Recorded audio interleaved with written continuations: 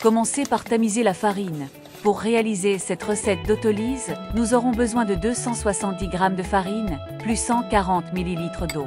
Ensuite la pâte finale, 25 ml d'eau, 5 g de sel, 2 g de levure. Versez la farine dans le saladier.